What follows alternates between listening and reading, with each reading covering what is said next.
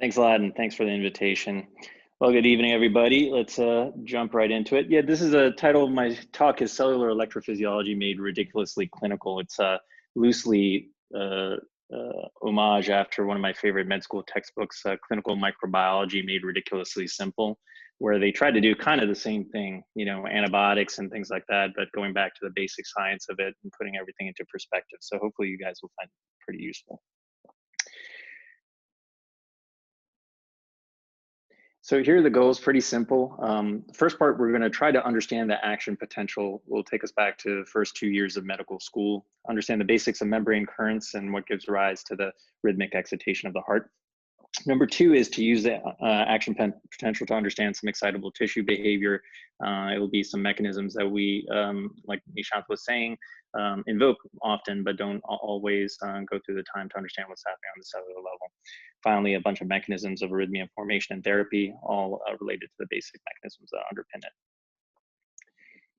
You know, another set of goals here, though, is you know, I want you guys to be able to answer questions when you get put on the spot by your attending. You know, sometimes you'll be asked to answer what is phase 4 block, which was the teaser question if any of you guys saw it, and maybe you'll get a little bit more catheter time if you get that question right. The other important thing is, you know, on the boards every once in a while, there are questions about heritable arrhythmia syndromes and cellular electrophysiology that are important if you want to get those extra points.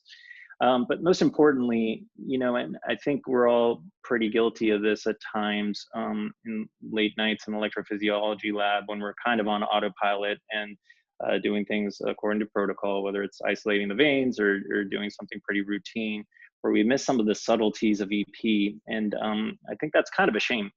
So hopefully by going back to the roots of EP, we can understand some of these mechanisms and point them out when they happen, and it makes EP a lot more interesting. So I previewed the answer to this question.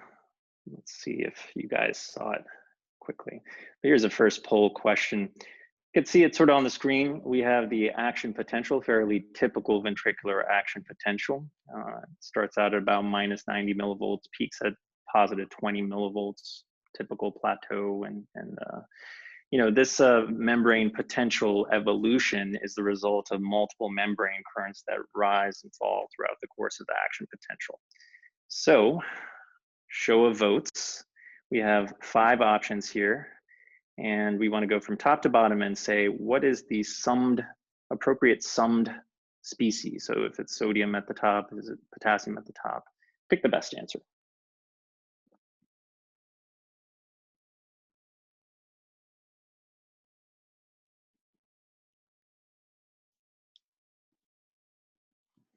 How do we do it, Nishant? Do we wait for everyone to respond here? I've been usually giving them a minute or so. Okay. I think we have everyone, right?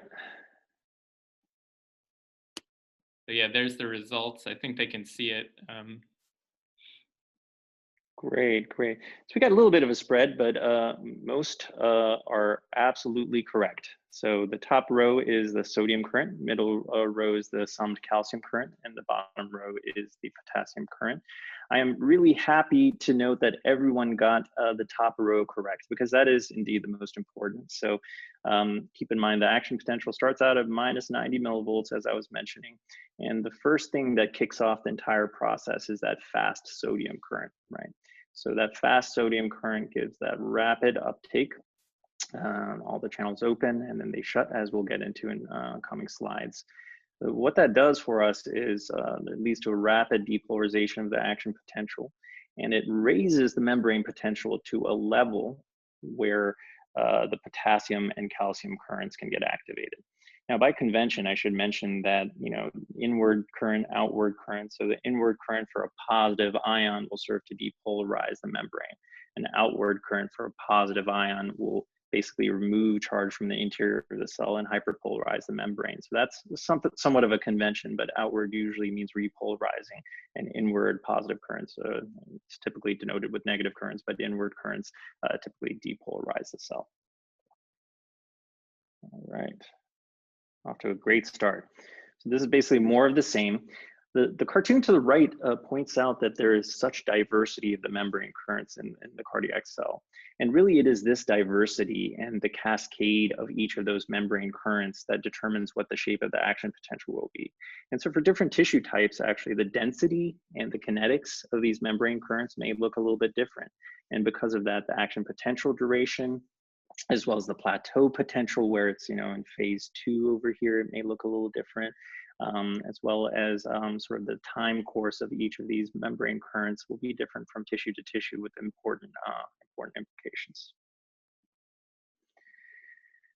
So I'll be brief with the micro EP study, as I call it, which is a sort of an experimental technique known as patch clamping, which is how we know about all of these membrane currents, their kinetics and their density. So basically these experiments are kind of fun to do. Basically, they're done by taking these glass pipettes and forging the tip of the pipette under fire to really sharpen it, melt it down and sharpen it. And then we're able to look under a microscope and look at the cell itself. And there's a complex rig, basically, where the entire table is shielded with kind of an air flotation device to minimize vibrations.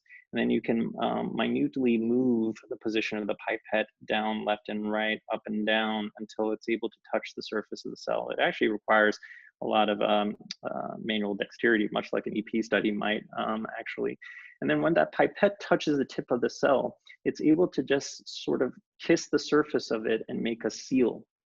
And with that seal, actually, we call it a gigaseal, you're able to capture just several of these ion channels that are spanning the cell membrane inside the interface with the glass pipette and the cell.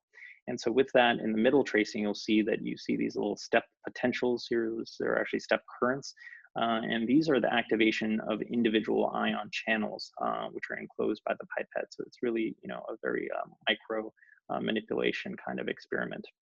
In a different configuration, once you so-called kiss the cell, you can actually rupture the cell membrane and allow the interior of the cell to equilibrate with the pipette solution. And so basically you can control the inside and outside solution of your cell and apply voltages across the membrane. And by doing that, basically you can elicit different size currents, which may have different time course, as you see on the right panel. These are whole cell currents, and by carefully selecting the drugs that you expose the cell to, as well as the different ions that are in the bath, you can basically get rid of all the potassium in your bath, and then you know that all of the currents are going to be sodium and so forth. So you could do tricks in that way and characterize the membrane currents that pass through the cell. So this has a rich history going back to the 1940s, actually, of doing these experiments. And with the advent of further experimentation, we know that these channels have different behaviors that they can do. And so these membrane currents flow through ion channels that are sitting in the membrane, and basically they represent conduits. These are proteins that can undergo conformational changes.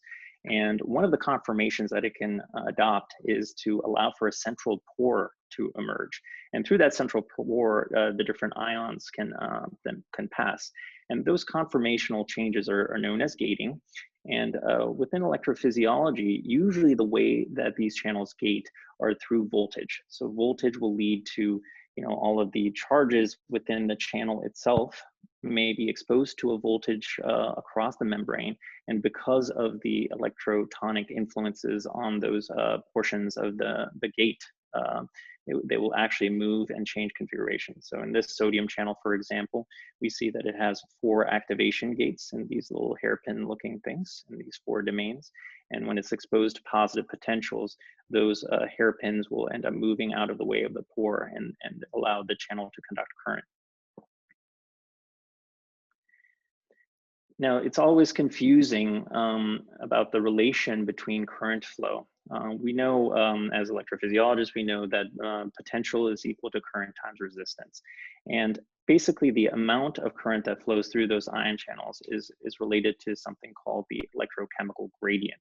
And so this is, again, review from medical school, that currents flow through an open channel down the gradient. So for potassium, for example, there are quite a few ATP consuming machinery that basically ensure homeostasis of potassium to a certain balance. So inside the cell, usually potassium averages about 140, 150 millimolar, and outside it's about 4 or 5 millimolar.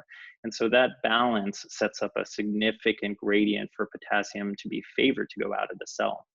Because of that electrochemical gradient, when the potential across the cell membrane is about minus 90 millivolts, there won't be any current flow through the open channel. But going back to that faucet analogy from a moment ago, you can turn up the faucet, but increase the gradient across by changing the membrane potential. And so as you veer from that minus 90 potential for potassium, you're going to have lots of current flow through open channels. Now, the confusing part is that channels don't always stay closed and they don't always stay open, and they actually gate.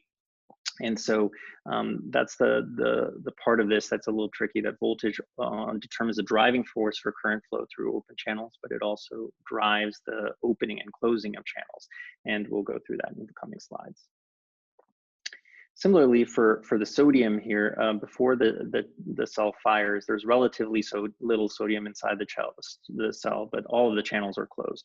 And so when the channels start to open, it's kind of like a tinderbox or something. You know, as soon as a few channels open, there's going to be an influx of these sodium ions that are rushing in to depolarize the cell. A common finding is that it's commonly held that sodium channels open in an all or none fashion, and that is mainly true in that there's a cooperativity in the opening of these channels. But this curve in the middle here shows the responsive gating of sodium channels to membrane potential. So you can see in the blue here in the x-axis, if the cell is hovering about minus 90, the open fraction of these channels is hovering about 0. But as I show over here, for these channels that are staying closed, if the channel is exposed to a potential of minus 80, there may be a 1% chance that the channel will open and conduct current. And even if it does, it may close right back because it's so energetically favorable for that channel to be in a closed configuration. But if you expose that same channel to a potential of minus 50 millivolts, then there's about a 20% chance that these channels will open. And so in that case, the sodium is rushing into the cell. It is opening up the potential further. It's climbing up to minus 40, minus 30. It's opening up some of the neighbor channels. And so it is sort of an all or none fashion where there's rapid depolarization of the cell.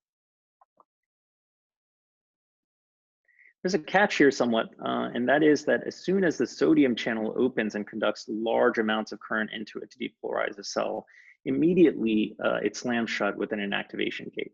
So in this cartoon, you can kind of see this little ball and chain configuration here. And basically, as the membrane depolarizes and the channel opens, now the interior of the cell is relatively positive. And because this moiety on the channel is positively charged, it basically sort of electrically shuts the pore or occludes the pore in a process called inactivation. So these charged amino acids in that ball, this motif, basically are key for that process of inactivation. So basically, that gives rise to that characteristic membrane current that all of you got correct in that sodium current.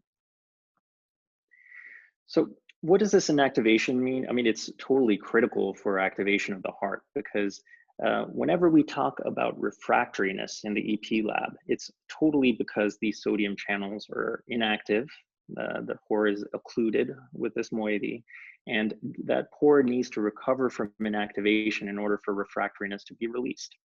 And so how do they uninactivate or release that refractoriness? Well, it's really with hyperpolarization. So you can see in this curve, which is called an availability curve, that if you leave the potential at minus 60, that inactivation gate is going to be occluding the pore forever.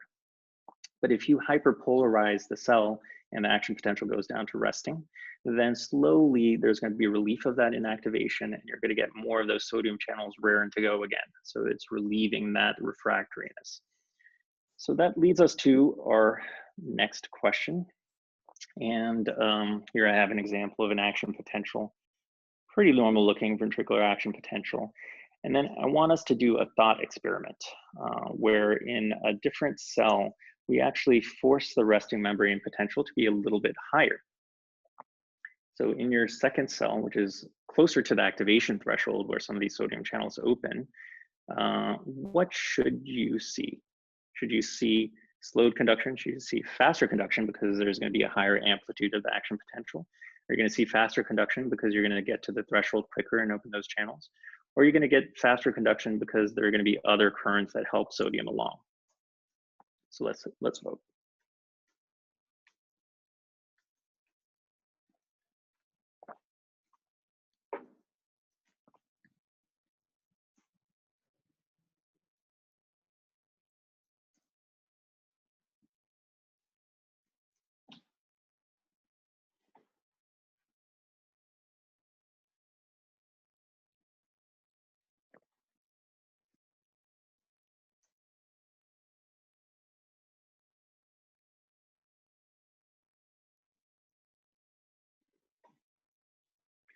All right, guys. So I think everyone is seeing the poll results there. So it's about 50-50 between slower and faster. And let's go through it. So the correct answer here is that it will be slower conduction, actually. And that's because the resting membrane potential depolarization actually reduces the availability of these channels. So again, going back to that curve where we plot the availability of the sodium channels, what we're doing basically in this thought experiment is we're bringing it from more negative to less negative, and that's reducing the availability of these channels where all of them are raring to go to, you know, if it's going down to -70 or something, maybe only 30% of them are even available to be activated. And so because of that, when you finally do activate the cells, the aggregate sodium current is much lower and the conduction velocity is slowed. So there are going to be a couple of examples of this that are relevant in the EP lab that we can kind of trace through. But bottom line is that the conduction velocity really correlates with the conduction from cell to cell. So that conduction velocity that we see in the lab when we're mapping a complex arrhythmia, it is related to this conduction velocity. And it depends on a few factors. Number one is the tissue type, which determines how many sodium channels are in the membrane and how big that current density is. So famously, the Purkinje system has a very large sodium current. And so that conduction velocity through that His-Purkinje specialized conduction system is very, very fast compared to atrial tissue or even ventricular tissue. It also depends on the connections between cells. So this is where in the lab where we see fibrosis or what have you, scar VT, that those connections might be compromised by deposition of fibrosis or scar. And so those connections or intracellular resistance might be higher. But the third thing is about the availability of these sodium channels. And that's what this example is showing. So in the lab, one of the ways, this paper, by the way, by Stan Nattel's group in Circulation is definitely worth a read, how we use adenosine to unmask dormant conduction. And one of the ways that adenosine might unmask this dormant conduction is illustrated in this sort of experiment. So taking a cell, if you have the membrane potential of -75, and then you perform some ablation, and then you give adenosine, you can see that the adenosine does hyperpolarize the cell a little bit.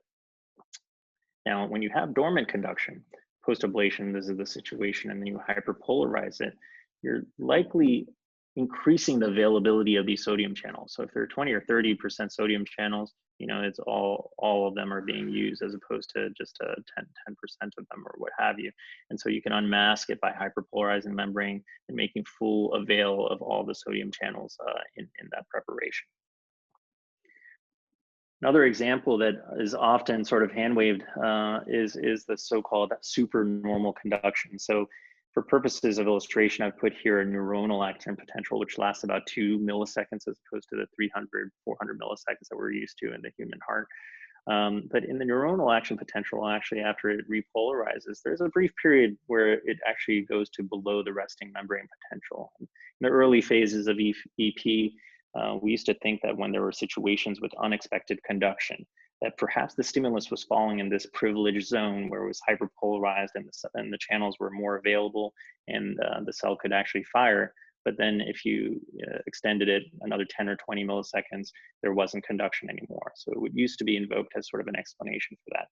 So I don't know if we have a poll for this, Nishat, but here's 3 possible. My personal opinion is that a lot of times when supernormal conduction is invoked, that it's actually other more conventional mechanisms at play. Go ahead and your vote A, B, or C.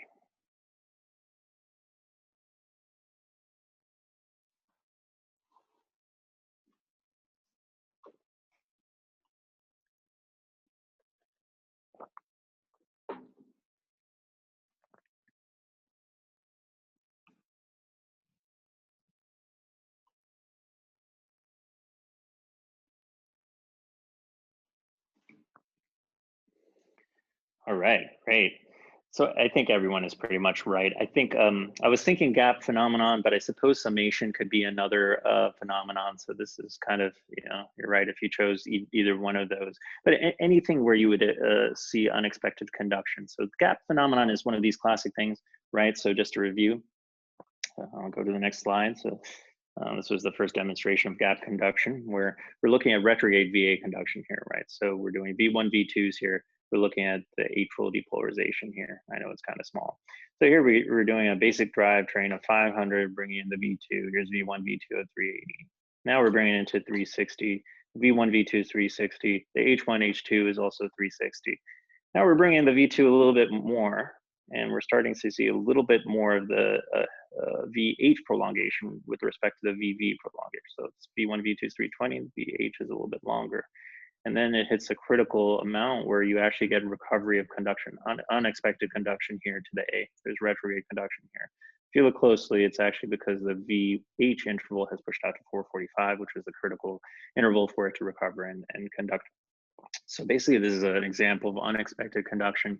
So before the demonstration of gap phenomenon, you might invoke that maybe, hey, the cells are finally hitting that zone as you bring it in shorter, where it's hyperpolarized enough that it's able to conduct once again. But I think in practice, a lot of times we do more hand waving when we invoke supernormal conduction. Most of the time, it's things like gap phenomenon. So this was a teaser question, but it's another example of where I'm not sure if we have this one. I don't know if I sent it to you, Nishant, but basically, here's a teaser question where we were talking about phase 4 block. So great, thanks a lot. So hopefully most of you saw the strips before. In the top strip, we have sinus rhythm, right bundle branch block, at a PVC, and then sort of uninterrupted compensatory pause, sinus rhythm, right bundle block. And then we have another PVC, a long run of AV block. And D, we got something similar. Some explanation on this slide. Hopefully most of us will get it.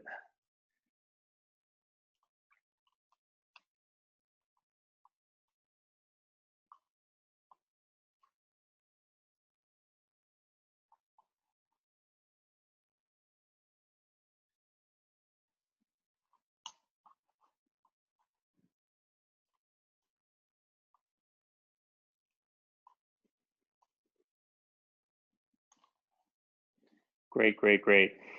I think I should have made the poll question more how many people have heard phase 4 block in an EP conference in the last month, because I think it gets mentioned so many times and we're always trying to hand wring and kind of come up with explanations. So this is a good time to kind of go through it.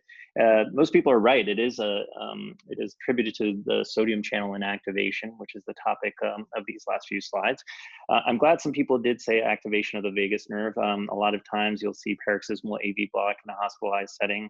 And typically the hallmark of that, though, is you will see sinus rate slowing concomitant with AV block, because the influence of the vagal nerve stimulation, it's a slow sinus rate, slow AV nodal conduction. So that kind of AV block we see all the time in sleeping patients in the hospital, for example. But this is something different, right? So this is a PVC with retrograde conduction. And in that bottom slide, in that bottom tracing, that PVC actually produces a long sinus pause. And so what we're seeing is that as you look in the second sort of panel here, you can see that in diseased his Purkinje system, right? So we have a right bundle branch block. The remaining conduction system is not the healthiest. You can see that that long pause might be expected to lead to a very prolonged phase 4 of the action potential, right? So that's that slow diastolic depolarization phase of the action potential.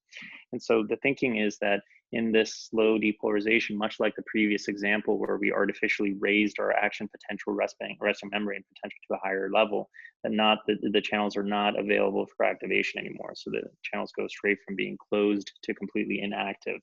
And because of that, the stimulus just won't get through when it's stimulated from above, and gets to phase 4 block, which is typically associated with bradycardia, which is the clinical hallmark of this. But if you understand that this is a sodium channel problem, you'll kind of remember, I think, what leads to this. Another more everyday occurrence that we see, this is from the Murgatroyd text, is if we're doing V1, V2s in the lab, and we start to see with the S2 is what we program, and then you measure when the V actually starts. For a long time, you start 600, 560, 600, 540. That S1, S2 is going to be the same as the V1, V2 for the most part. But then as you start to bring in that S2, you'll start to see a little bit of latency, right? So you'll see there's a little bit of distance time between the stim in your extrasystole and the actual ventricular depolarization. And this is probably a very similar concept where the sodium channels are not available because you're encroaching on that recovery of inactivation. You're getting fewer sodium channels available to go, and you're getting some latency, some slowed conduction before it's capturing. Usually it immediately precedes loss of capture, as you see in that very lowest tracing there, when you counter complete refractoriness. All right, we're going to keep going. If there are any questions or anything, I suppose Nishant could probably field some in the text box, and certainly feel free to interrupt and try to weave it into the slides. Shifting gears a little bit to repolarization. So we've spent a lot of time talking about sodium. So the flip side of this is that during the action potential, after the action potential gets to a certain depolarized potential of 20 millivolts, you're starting to activate those calcium-potassium channels. And that is, during that plateau phase, opposing forces of inward depolarizing calcium current and outwards repolarizing potassium currents. And eventually the potassium currents do end up activating more and more and bring that membrane potential down to repolarization.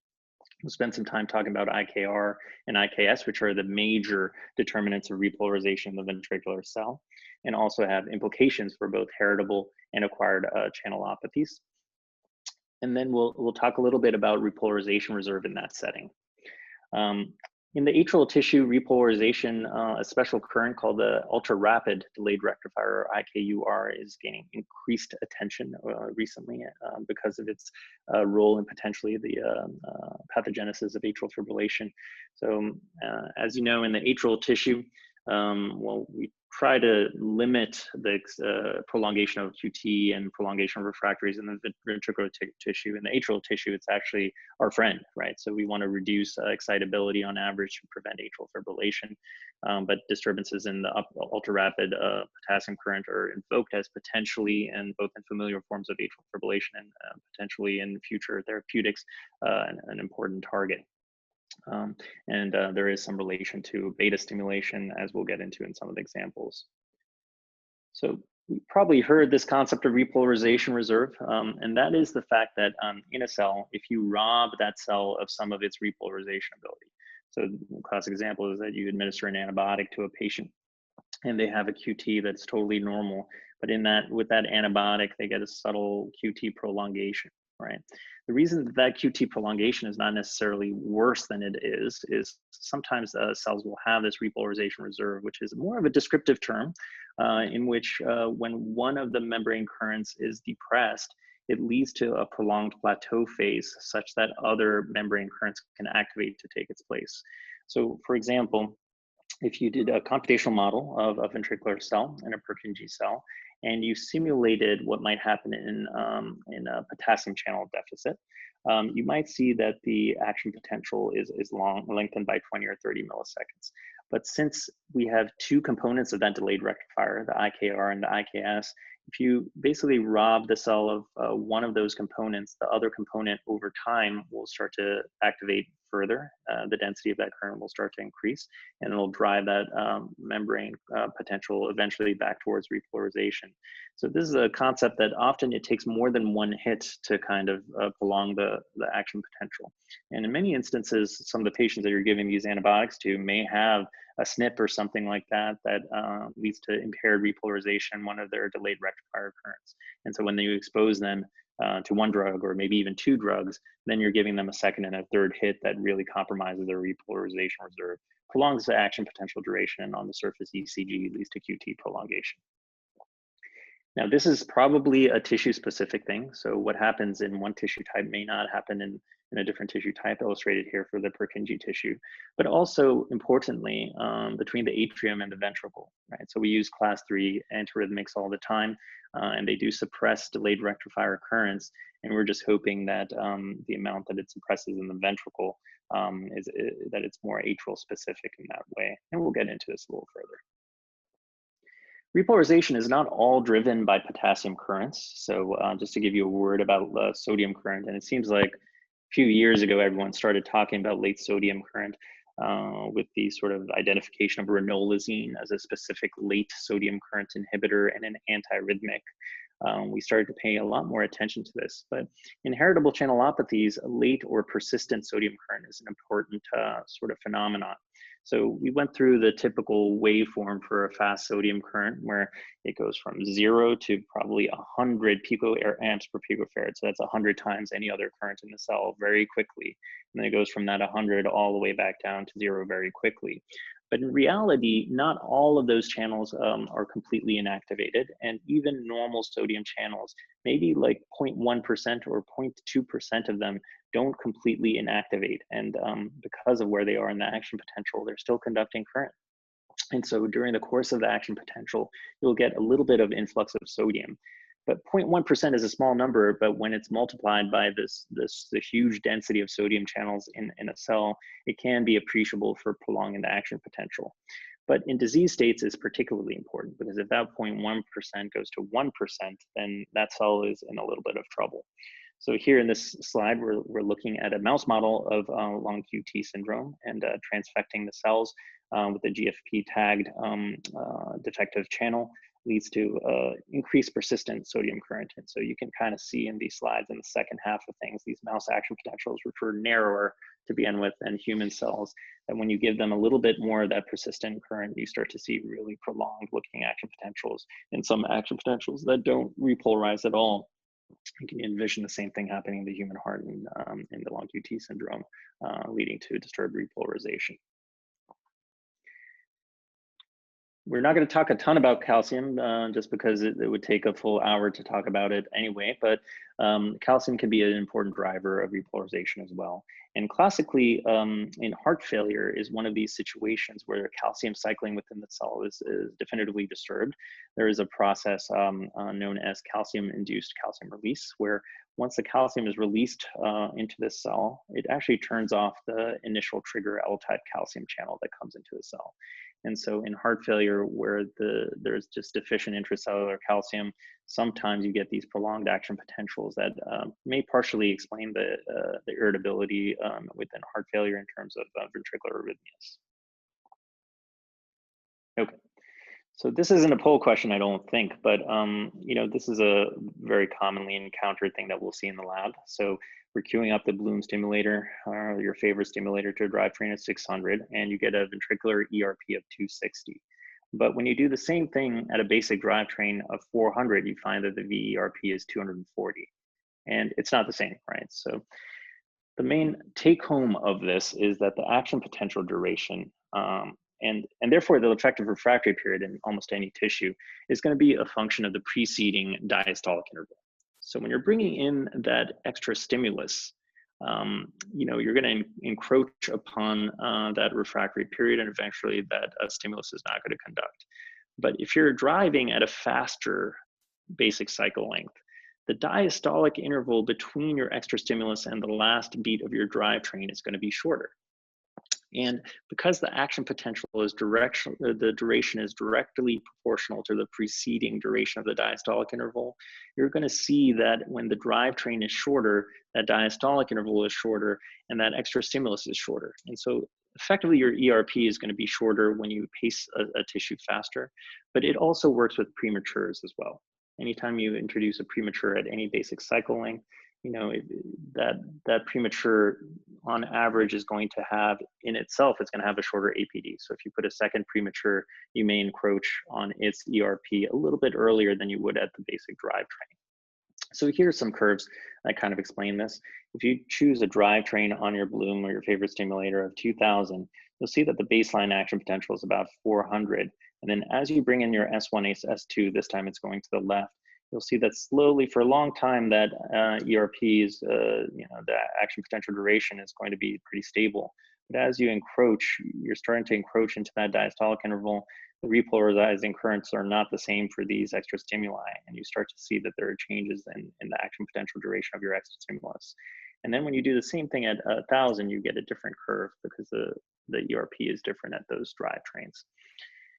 It's probably outside the scope of this, but every tissue type is a little bit different in terms of why this happens. So in a ventricular cell, it seems to really depend on the calcium current not being as ready to go. A lot of those cells are still not available. All those channels are not available. And so you get a lower inward current there. And because of that, the action potential duration might be shorter. Interestingly, not all channels inactivate. So for example, with this IKS current, you might see that this IKS current has a pedestal here because the previous action potential has it already activated. And then you fire it again, so it's starting off from an incomplete state.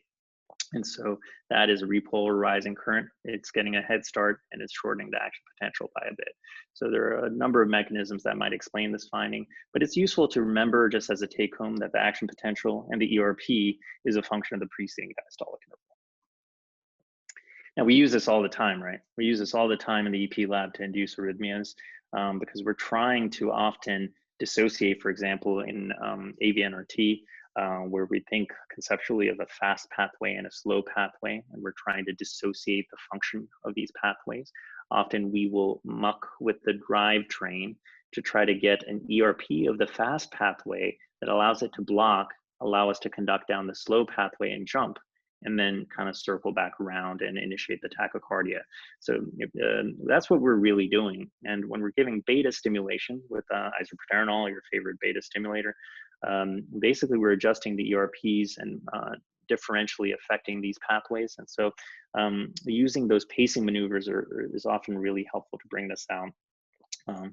When I was a fellow, I remember vividly a case when we couldn't get any PVCs going at all. We were giving isopro, we were giving everything. But you know, we did induce some different pacing maneuvers to try to sort of muck with the calcium cycling of the cell by using a phenomenon called post-extrasystolic potentiation. And so every once in a while, if you keep these in mind and you're having trouble inducing arrhythmia, you're having trouble getting something to get going, try to use different pacing maneuvers. And I always recommend, you know, especially with inducing SVTs, to try that second drivetrain because you might be able to use this to your advantage. Same thing with VT. This is a classic Josephson slide where we're looking at the excitable gap of prematures and successive prematures. And basically by reducing your effective refractory period with successive prematures, you're able to engage some critical isthmus tissue in ways and kind of allow it to block in one direction, circle back around. So that's what's happening behind the scenes, is that you're really mucking with it with those extra stimuli. So when you're doing those muster protocol S1, S2, S3, S4s, it is useful to try to bring it out successively with the prematures. You're going to have a higher yield in bringing out your VT. So this is a poll question, I think, Nishant. So this is a continuous rhythm strip, patient in the hospital. You see this happening in front of your very eyes. It's obviously wider on the left, narrow on the right. So what's going on? Is it that VT is inducing SVT? Change of refractoriness. Is there evidence of a left-sided accessory pathway here? And adenosine is unlikely to terminate the tachycardia.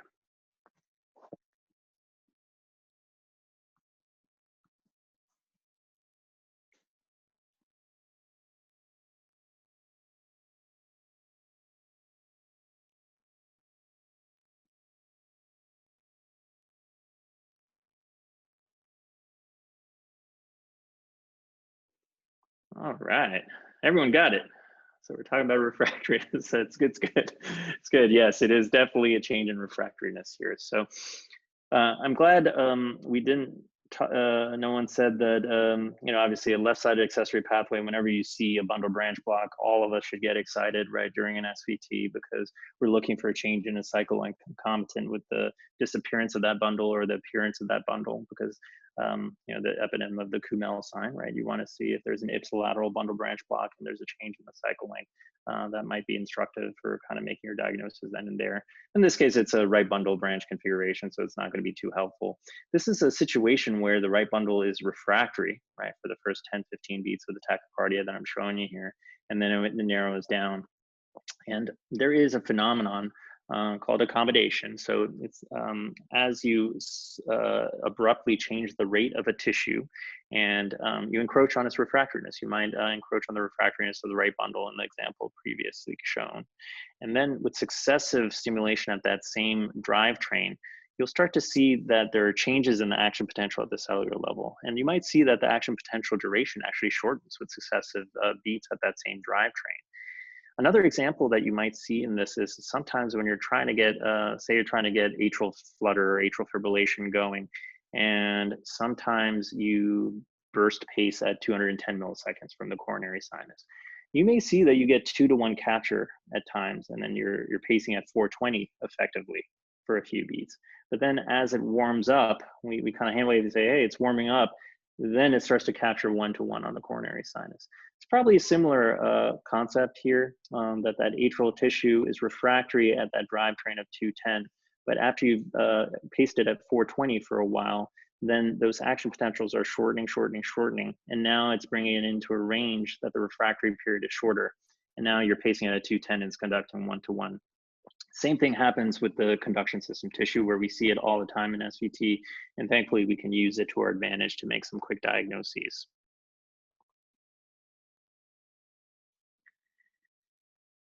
I want to transition into some categories of arrhythmia formation mechanism and a few examples of that. So we know classically, if you look it up in a textbook, there are 3 major categories of arrhythmia formation. Number 1 is abnormal automaticity. We'll go through all of these. Second thing is triggered activity, which is a lot of what we deal with in the EP lab, and reentry, which is probably the other half of what we deal with in the EP lab. I want to spend some time on abnormal automaticity because I think we see it more often than we invoke it. The clinical hallmark of these arrhythmias is often there's some disturbance in the potassium levels in this tissue preparation. Maybe you don't know about it. Maybe it isn't like a, you know, sort of whole body potassium elevation, but usually there's an increase in the extracellular potassium in the vicinity of where the arrhythmia is going on with a lot of these conditions. And the hallmark is that usually you can't terminate these arrhythmias with burst pacing. It's not like suppressing the sinus node, for example, where you get overdrive suppression, you can pace it faster, and then you see that automaticity drives down. But the abnormal automaticity, it's kind of a different animal entirely. A lot of times we'll encounter this in ischemia. So if you have a ischemic ventricular tissue, part of the hallmark is that tissue is partially depolarized.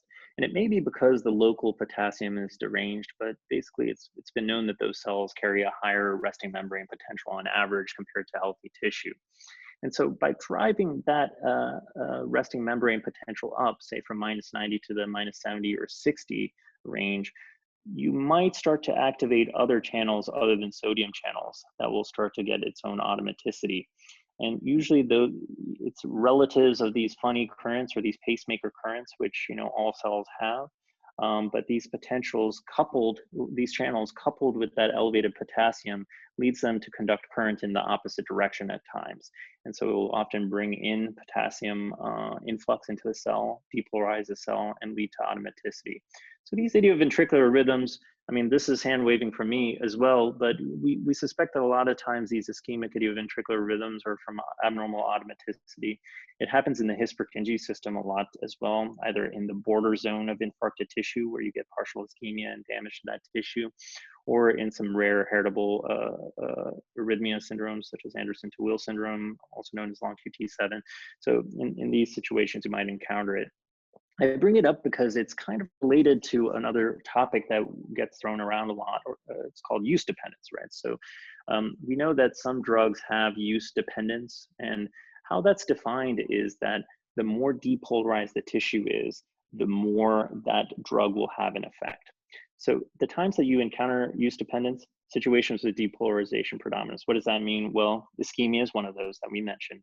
Another area is that if you're in an arrhythmia, tachyarrhythmia, where the average activation rate is fast, then, as a function of time, in 1 second, you're going to have more, the cell is going to be more depolarized and it's going to be hyperpolarized. So that's a classic situation where you have depolarization predominance. And the second thing that you need is you need a special drug, where that special drug is dependent on what conformation those ion channels are in. So there are drugs out there that preferentially have an affinity to bind to the channel when the channel is either wide open, or when several of those voltage sensors, those activation gates, have opened, then it facilitates binding of that agent to the channel. And so if that drug does have use dependence, meaning it has a higher affinity to the open or partially activated states, then you might expect that drug to have a greater effect during situations with depolarization predominance. One of those might be this abnormal automaticity. Another one that's a little bit maybe closer to home is during atrial fibrillation, right? So classically, you would want to use a drug with use dependence if you're trying to terminate atrial fibrillation to sinus rhythm for pharmacologic cardioversion, for example.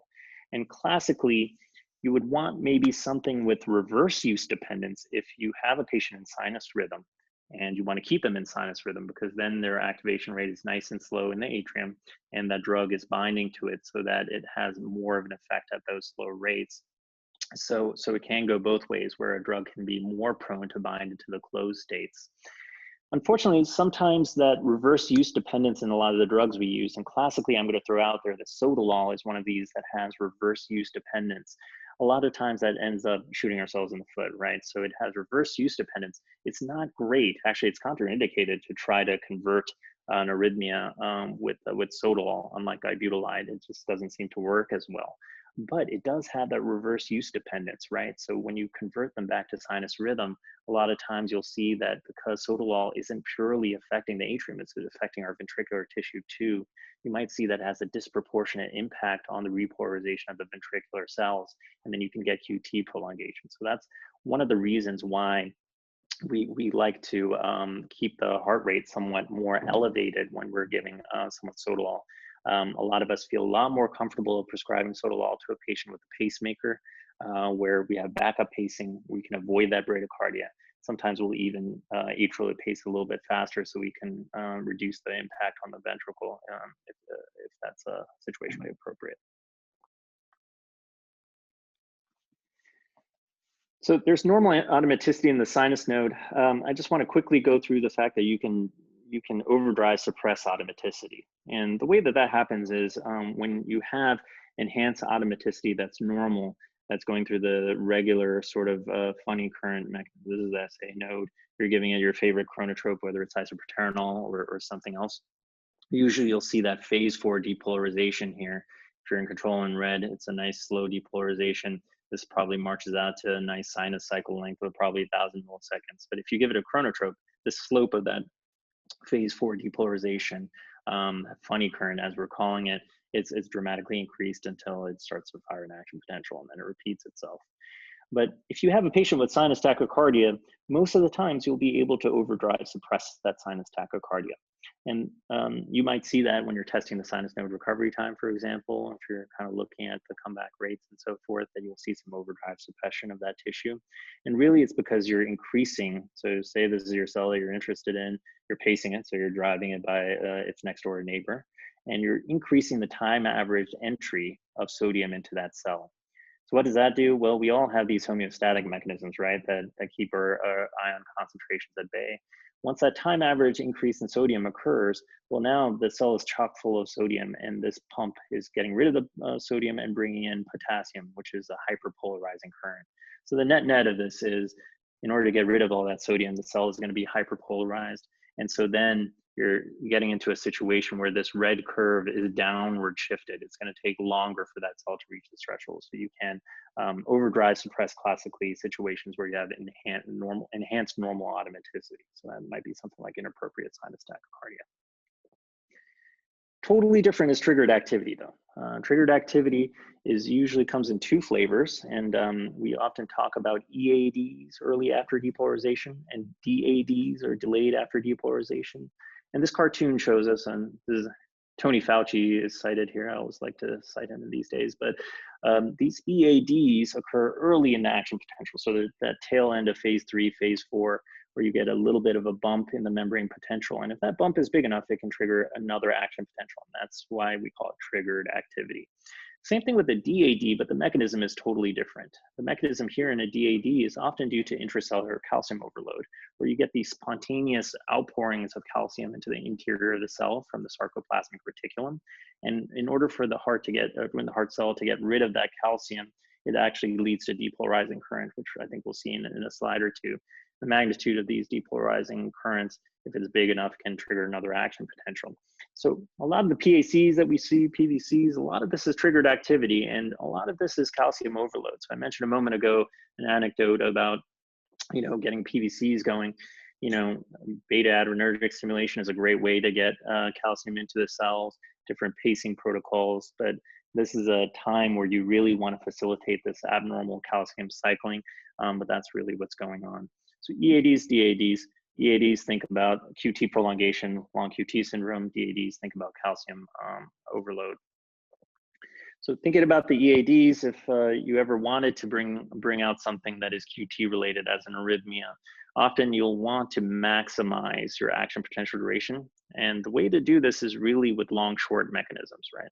So in the wild, when we see torsade de pointe in our hospital wards, usually we'll see it associated with a relative period of bradycardia, and usually with a short, long, short kind of sequence. And what I mean by that is you'll have someone trucking along, baseline QT might be normal or a little bit prolonged, and then you'll see a PVC, and then the post-PVC beat will have an abnormally long QT interval. And that's like a hallmark. If you want to make sure that something is torsade, you want to make sure that the QT is baseline prolonged maybe, but really that beat before the torsade is kicked off, you'll want to see that that preceding pause in the long short, that classic initiation is present, and that there's significant QT prolongation before your episode of torsade. So keep in mind that the action potential duration is a function of the preceding diastolic interval. So when you have these long short intervals, you'll see that in beat number letter C here, you have an extremely long preceding diastolic interval. So you would think that the action potential of this guy is going to be really long. And so I think that this action potential is, these are the ripe conditions for EAD formation, right? So you have the QT prolongation. It's not hard to envision that's some cell. Usually in the His-Purkinje system, we're learning more and more is the site of initiation of some of these phenomenon, but some cell in there might fire off an EAD that's large enough to trigger an action potential. And so often this is a precipitant to torsade de pointe. And the other area that we kind of intentionally do something like this is in the EP lab, right? When we're trying to bring out bundle branch reentry, right? That's a situation where we're trying to induce block in the right bundle, or at least in the antegrade direction. And so these long, short, and especially short, long, short, because that's, maximizing the action potential duration on that triggering beat. Those are either from the atrium or the ventricle. If you can do that in the EP lab, you'll often be successful in blocking in the right bundle, getting it to go up retrograde and initiating a bundle branch reentry in the clockwise direction. So here's a couple of, if you're in the ICU and you're seeing torsade, most of this is basic, but it's important to keep in mind. I think a lot of times things get called torsade de pointe when it's not really TDP. It's something like polymorphic VT, or it's even VF. And so it's important to look at the initiation, because how you treat torsade de pointe is very different than how you treat polymorphic VT. For example, in torsade de pointe, we want to increase the ventricular rate to shorten that action potential duration, shorten the refractory period. Sometimes you might even, if the patient doesn't have a pacing wire and you don't want to put in a pacing wire, you might even try to increase the ventricular rate. Sometimes we do that if for sure there's not ischemia at play or something like that. We want to prevent pauses, which are the precipitant, as we've discussed, maybe put in a temporary pacemaker. And by the way, you want to give magnesium, even if the serum magnesium is not too low. So those are your tools in your toolbox for torsade de pointe. But you want to make sure it's that first. So definitely look at the QT interval, look at the mode of initiation, and make sure that it's torsade de pointe before reaching for any of these tools. On the flip side of things, DADs are totally different, right? So those lead to calcium overload when things are going smoothly. You get smooth excitation, contraction, coupling. But classically, when you have pathologic calcium overload, you can see that from the sarcoplasmic reticulum, you get the spontaneous depolarization, spontaneous release events of calcium. And because we again have these homeostatic mechanisms for the ion species, that calcium gets extruded, brings in sodium. So that's called a transient inward current, which leads to the depolarization or the delayed after depolarization. The other classic area that we see this with calcium overload is in digoxin toxicity. Thankfully, we don't use that nearly as much as we used to, but certainly digoxin, by poisoning the sodium potassium ATPase, again, it leads to a compensatory mechanism via the sodium calcium exchanger, where you bring in tons and tons of calcium into the cell. And so that's loading up the sarcoplasmic reticulum. If you're really toxic, you might lead to these spontaneous release events. Now, I do want to say two things. Number one is that often with DADs and EADs and any arrhythmia formation, there's always a component of reentry, which we'll talk about really briefly. And so sometimes the precipitating event is the triggered activity from DADs or EADs, but then you set up different repolarization states across your tissue preparation, and you can get reentry in that way, and that perpetuates the arrhythmia. So that's one important observation. And then the second thing is more of like a clinical pearl. If you ever encounter someone who's dig toxic, an older patient, it's taking dig forever, and then it's, takes too much of it, and they're coming in with that classic hallmark, right, of atrial arrhythmias with bradycardia, and you want to get the heart rate going. I wouldn't be too tempted to give a positive inotrope in that situation, or a positive chronotrope with inotrope properties, because you may actually exacerbate that calcium overload, bring more calcium into the cell, and it's actually a great way to induce ventricular arrhythmias. So hopefully all of you guys will avoid that as a clinical pearl, and sometime it might come in handy. Got a few more minutes in which to kind of talk about reentry. We kind of talked about it a little bit, and I think there have been other lectures that have covered this probably more in depth. So I will kind of gloss through it, other than to say that there are three fundamental criteria, right, for reentry to occur. You need unidirectional block, right? You have two pathways set up in the previous slide with the accessory pathway, or a fast and a slow pathway in the AV node. And it's really interesting in EP, right? Even though the AV-NRT is contained within a couple of millimeters, and AV-RT has this giant loop where you have an accessory pathway clear across the ventricle, that reentry can occur in both of those settings. And really, distance and time are so fundamentally related through that conduction velocity that can happen. And so the second requirement for reentry is that the conduction velocity is slow enough that it can chase its tail and have enough slowing of conduction velocity where that initial takeoff point has recovered from its refractoriness and is able to conduct and chase its tail. And basically that path, that distance is also important. So that path length has to be long enough that the conduction velocity times your local refractoriness, that's exceeded by your path length. So you need a large enough path, but if you have enough conduction velocity slowing, like in a slow pathway, for example, you can circumvent that. And so when you're inducing SVTs or even inducing VT, you can keep in mind that this is exactly what you're doing. You're trying to maximize the conditions of slowing conduction velocity. The path length is something that you can't always control, but maybe you can understand. And then you want to make sure that you get that unidirectional block, right? So that's where you introduce the PVCs and make it block in one direction. And we're leveraging that constantly in the EP lab. I think this is our last poll question, right, Nishant? Maybe. So, yeah. So let's match the subtype of long QT syndrome with the trigger, the clinical trigger that we commonly see, and the channel product. I think I may have given away the answer previously. Hope not. So in A, we're saying that long QT1 is gene KCNH2 swimming. I won't read all of them. You guys can go ahead and vote.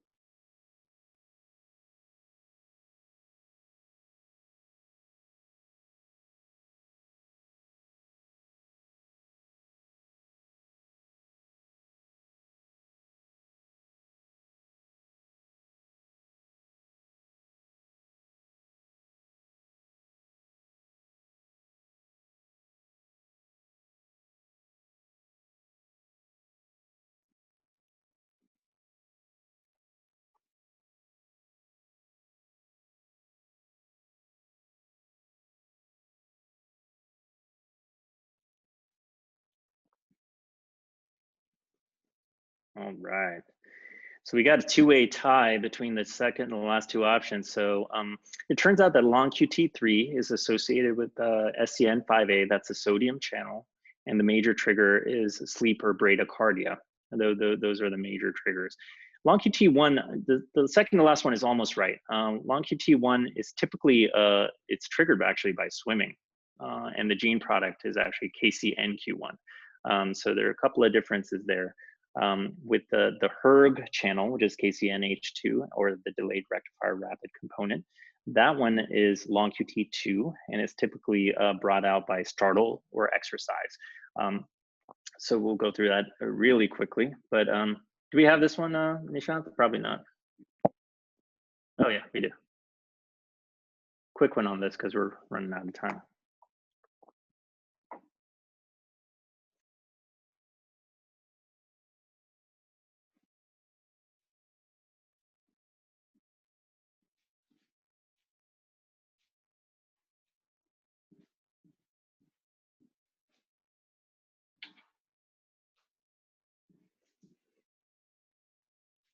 Yep, the answer is CPVT. So I think these might be two board questions that you might get.